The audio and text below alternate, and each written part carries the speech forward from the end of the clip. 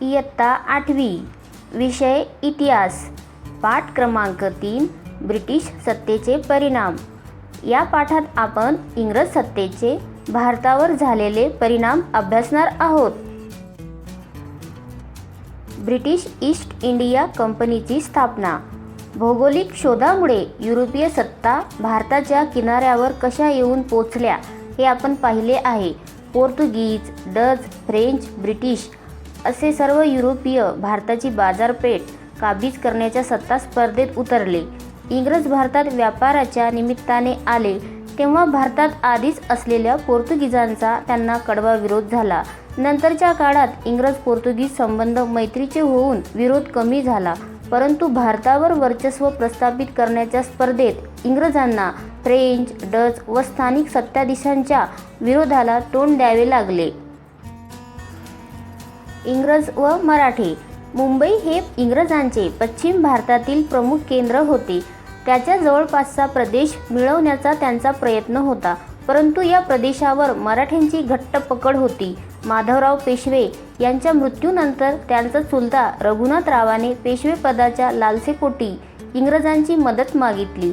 त्यामुळे मराठ्यांच्या राजकारणात इंग्रजांचा शिरकाव झाला. 1774 ते 1818 या दरम्यान मराठे व इंग्रज यांच्यात 3 युद्धे झाली. पहिल्या युद्धात मराठा सरदारांनी एकजुटीने इंग्रजांना तोंड दिले, त्यामुळे मराठ्यांशी सरशी झाली. 1782 साली सालबाईचा तह होऊन पहिले इंग्रज मराठा युद्ध संपले. तैनाती फौज. 1798 मध्ये लॉर्ड वेलस्ली गव्हर्नर जनरल म्हणून भारतात आला. सर्व भारतावर इंग्रजांचे वर्चस्व प्रस्थापित करण्याचे त्याचे धोरण होते. त्यासाठी त्याने अनेक भारतीय सत्ताधीशांशी तैनाती फौजेचे करार केले. या करारान्वये भारतीय सत्ताधीशांना इंग्रजांच्या लष्करी मदतीचे आश्वासन देण्यात आले, मात्र त्यासाठी काही अटी घातल्या. भारतीय राज्यकर्त्यांनी त्यांच्या राज्यात इंग्रजांचे लष्कर ठेवावे. त्या लष्कराच्या खर्चासाठी रोख रक्कम किंवा तेवढ्या उत्पन्नाचा प्रदेश कंपनीला तोडून द्यावा. त्यांनी इतर सत्ताधीशांशी इंग्रजांच्या मध्यस्थीनेच संबंध ठेवावे.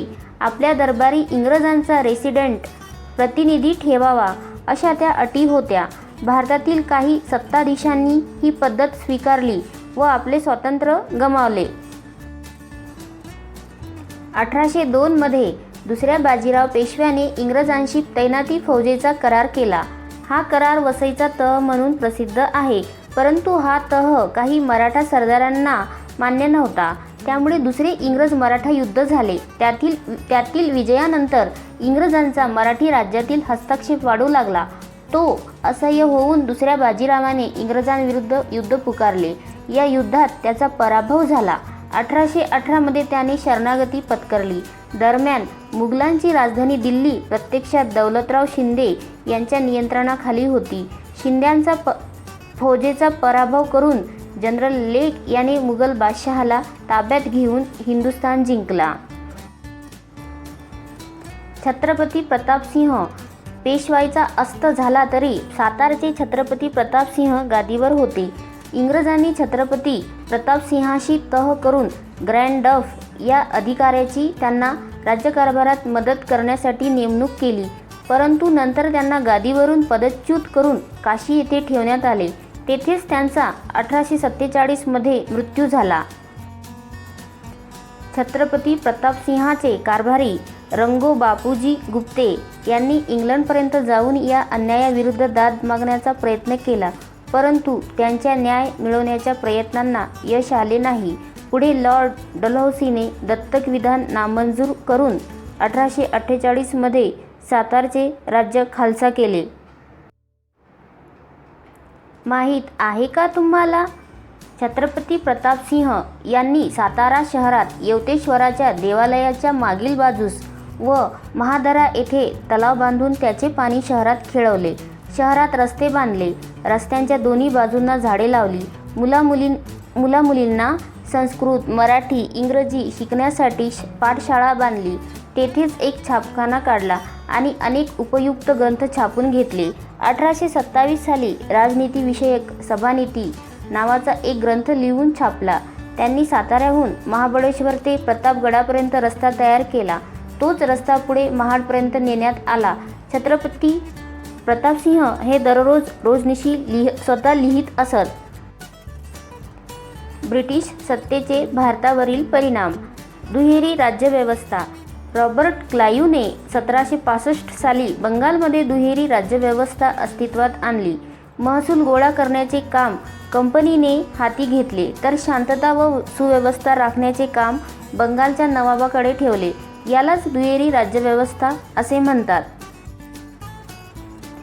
दुहेरी राज्यव्यवस्थेचे दुष्परिणाम कालांतराने दिसू लागले. सामान्य जनतेकडून कर रूपाने वसूल केलेले पैसे कंपनीतील अधिकाऱ्यांनी स्वतःच्या खिशात घातले. भारतातील व्यापाराचा मक्ता फक्त ईस्ट इंडिया कंपनीला दिल्यामुळे इंग्लंडमधील अनेक व्यापाऱ्यांना कंपनीचा हेवा वाटत होता. कंपनीच्या भारतावरील कारभारावर इंग्लंडमध्ये टीका होऊ लागली. तेव्हा कंपनीच्या कारभारावर नियंत्रण ठेवण्यासाठी इंग्लंडच्या पार्लमेंटने काही महत्त्वाचे कायदे केले. पार्लमेंटने केलेले कायदे. 1773च्या रेग्युलेटिंग ॲक्टनुसार बंगालच्या गव्हर्नरला गव्हर्नर जनरल असा हुद्दा देण्यात आला. या ॲक्टनुसार लॉर्ड वॉरन हेस्टिंग्ज हा गव्हर्नर जनरल झाला. मुंबई व मद्रास इलाख्यांच्या धोरणावर नियंत्रण ठेवण्याचा अधिकार त्याला मिळाला. त्याच्या मदतीला 4 सदस्यांची समिती नेमण्यात आली. 1784 मध्ये पीटचा भारतविषयक कायदा मंजूर झाला. कंपनीच्या भारतातील राज्यकारभारावर पार्लमेंटचे नियंत्रण ठेवण्यासाठी एक कायम स्वरूपाचे नियामक मंडळ स्थापन करण्यात आले. कंपनीला भारतातील राज्यकारभाराविषयी आदेश देण्याचा अधिकार या मंडळाला देण्यात आला. 1813, 1833 व 1853 मध्ये कंपनीच्या कारभारात फेरबदल करणारे कायदे पार्लमेंटने केले. अशा प्रकारे कंपनीच्या प्रशासनावर ब्रिटिश सरकारचे अप्रत्यक्ष नियंत्रण अस्तित्वात आले. इंग्रज सत्तेच्या आगमनापाठोपाठ नवी प्रशासकीय पद्धत भारतात रूढ झाली. मुलकी नोकरशाही, लष्कर, पोलीस दल व न्यायसंस्था हे इंग्रजांच्या भारतातील प्रशासनाचे प्रमुख आधारस्तंभ होते. मुलकी नोकरशाही. भारतात इंग्रजांची सत्ता दृढ करण्यासाठी इंग्रजांना नोकरशाहीची गरज होती. लॉर्ड कॉर्नवॉलिस याने नोकरशाहीची निर्मिती केली. मुलकी नोकरशाही हा इंग्रजी शासनाचा महत्त्वाचा घटक बनला. कंपनीच्या अधिकाऱ्यांनी खाजगी व्यापार करू नये असा नियम त्याने घालून दिला. त्यासाठी त्याने अधिकाऱ्यांचे पगार वाढवले. प्रशासनाच्या सोयीसाठी त्याने इंग्रजांच्या ताब्यातील प्रदेशांची जिल्हावार विभागणी केली. जिल्हाधिकारी हा जिल्हा शासनाचा प्रमुख असे. महसूल गोळा करणे, न्याय देणे, शांतता व सुव्यवस्था राखणे ही त्याची जबाबदारी असे. अधिकाऱ्यांची भरती इंडियन सिव्हिल सर्व्हिसेस ICS या स्पर्धात्मक परीक्षेद्वारे केली जाऊ लागली. लष्कर व पोलीस दल. भारतातील इंग्रजांच्या ताब्यातील प्रदेशांचे संरक्षण करणे, नवे प्रदेश हस्तगत करणे व भारतातील इंग्रजांविरोधी उठाव मोडून काढणे ही लष्कराची कामे होती. देशात कायदा व सुव्यवस्था राखणे हे पोलीस दलाचे काम असे. न्यायव्यवस्था. इंग्लंडमधील न्यायव्यवस्थेच्या धर्तीवर इंग्रजांनी भारतात नवी न्यायव्यवस्था स्थापन केली. प्रत्येक जिल्ह्यात मुलकी खटल्यासाठी दिवाणी न्यायालय व फौजदारी खटल्यासाठी फौजदारी न्यायालय स्थापन केले. त्यांच्या निर्णयांच्या फेरविचारासाठी उच्च न्यायालये स्थापन केली. कायद्यापुढील समानता.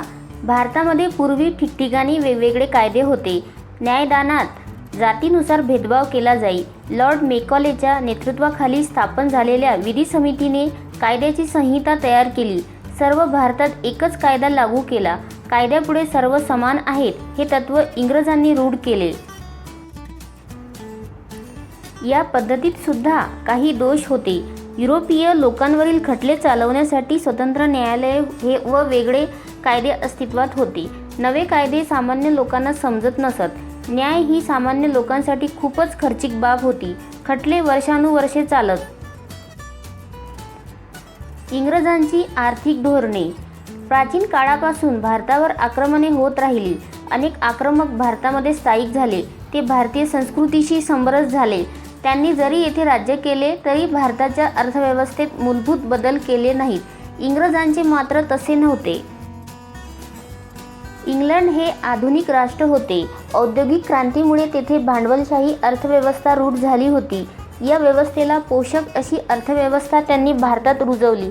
त्यामुळे इंग्लंडचा आर्थिक लाभ झाला, परंतु भारतीयांचे मात्र आर्थिक शोषण होऊ लागले. जमीन महसूल विषयक धोरण. इंग्रजी अंमल सुरू होण्यापूर्वी खेड्यातील अर्थव्यवस्था स्वयंपूर्ण होती. शेती व इतर उद्योग यांच्याद्वारे गावाच्या गरजा गावातच भागत असत. जमीन महसूल हे राज्याच्या उत्पन्नाचे प्रमुख साधन होते. इंग्रज पूर्व काळात पिकानुरूप शेतसारा आकारला जात असे. पीक चांगले आले नाही तर शेतसाऱ्यात सूट मिळे. महसूल प्रामुख्याने धान्य रूपाने घेतला जाई. शेतसारा भरण्यास उशीर झाला तरी शेतकऱ्यांकडून जमीन काढून घेतली जात नसे. उत्पन्न वाढवण्यासाठी इंग्रजांनी महसूल पद्धतीत महत्त्वाचे बदल केले. इंग्रजांनी जमिनीची मोजणी करून जमिनीच्या क्षेत्रानुसार शेतसाऱ्याची आकारणी निश्चित केली. रोख रकमेत व ठराविक वेळेत शेतसारा भरावा अशी सक्ती केली.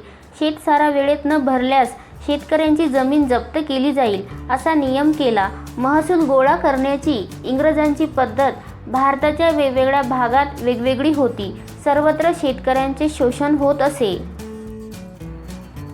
नव्या जमीन महसूल व्यवस्थेचे परिणाम. नव्या जमीन महसूल व्यवस्थेचे अनिष्ट परिणाम ग्रामीण जीवनावर झाले. शेतसारा भरण्यासाठी येईल त्या किमतीला शेतकरी पीक विकू लागले. व्यापारी व दलाल वाजवीपेक्षा कमी दराने त्यांचा माल खरेदी करू लागले. प्रसंगी शेतकऱ्यांना सारा भरण्यासाठी सावकाराकडे जमीन गहाण टाकून कर्ज घ्यावे लागे. त्यामुळे शेतकरी कर्जबाजारी झाले. कर्जफेड झाली नाही तर त्यांना आपल्या जमिनी विकाव्या लागत. सरकार, जमीनदार, सावकार, व्यापारी हे सर्व शेतकऱ्यांचे शोषण करीत असत. शेतीचे व्यापारीकरण. पूर्वी शेतकरी प्रामुख्याने अन्नधान्य पिकवत असत. हे अन्नधान्य त्यांना घरच्या वापरासाठी व गावाची गरज भागवण्यासाठी उपयोगी पडत असे. कापूस, नीळ, तंबाखू, चहा इत्यादी नगदी पिकांना इंग्रज सरकार उत्तेजन देऊ लागले. अन्नधान्याच्या लागवडीपेक्षा नफा मिळवून देणारी व्यापारी पिके घेण्यावर जो भर दिला जाऊ लागला त्या प्रक्रियेला शेतीचे व्यापारीकरण असे म्हणतात. दुष्काळ. 1860 ते 1900 या काळात भारतात मोठे दुष्काळ पडले, परंतु इंग्रज राज्यकर्त्यांनी दुष्काळ निवारणासाठी पुरेसे प्रयत्न केले नाहीत. तसेच पाणी पुरवठ्याच्या योजनांवर फारसा खर्चही केला नाही. वाहतूक व दळणवळण व्यवस्थेत सुधारणा. इंग्रजांनी व्यापार वृद्धी आणि प्रशासनाची सोय यासाठी भारतात वाहतूक व दळणवळण यांच्या आधुनिक सोयीसुविधा निर्माण केल्या. कोलकाता व दिल्ली यांना जोडणारा महामार्ग त्यांनी बांधला. 1853 साली मुंबई ठाणे रेल्वे मार्गावर आगगाडी धावू लागली. त्याच वर्षी तारायंत्राद्वारे संदेश पाठवण्याची यंत्रणा इंग्रजांनी भारतात सुरू केली. या यंत्रणेने भारतातील प्रमुख शहरे आणि लष्करी ठाणी एकमेकांना जोडली गेली. त्याचप्रमाणे इंग्रजांनी डाक व्यवस्थाही सुरू केली. या सर्व सुधारणांमुळे भारतीय समाज जीवनावर दूरगामी परिणाम झाले. देशाच्या विविध भागामधील लोकांचा परस्परांशी संपर्क वाढला. त्यामुळे त्यांच्यातील एकतेची भावना वाढण्यास हातभार लागला. भारतातील जुन्या उद्योगधंद्यांचा ऱ्हास. भारतातून इंग्लंडला जाणाऱ्या मालावर इंग्रज सरकार जबरदस्त कर आकारत असे. उलट इंग्लंडमधून भारतात येणाऱ्या मालावर अतिशय कमी कर आकारण्यात येई. तसेच इंग्लंडमधून येणारा माल हा यंत्रावर तयार झालेला असे. त्यामुळे त्याचे उत्पादन मोठ्या प्रमाणात व कमी खर्चात होई. अशा स्वस्त मालाशी स्पर्धा करणे भारतीय कारागिरांना कठीण झाले. परिणामी भारतातील पारंपरिक उद्योगधंदे बंद पडले व अनेक कारागीर बेकार झाले. भारतात नव्या उद्योगधंद्यांचा विकास. इंग्रज सरकारचा पाठिंबा, व्यवस्थापनाचा अनुभव व भांडवल इत्यादी गोष्टींच्या अभावामुळे भारतीय उद्योजक मोठ्या संख्येने पुढे येऊ शकले नाहीत. परंतु अशा अडचणीवर मात करून काही भारतीयांनी उद्योगांची उभारणी केली. 1853 मध्ये कावसजी नानाभाई दावर यांनी मुंबईत पहिली कापड गिरणी सुरू केली. 1855 मध्ये बंगालमधील रिश्रा येथे तागाची पहिली गिरणी सुरू झाली.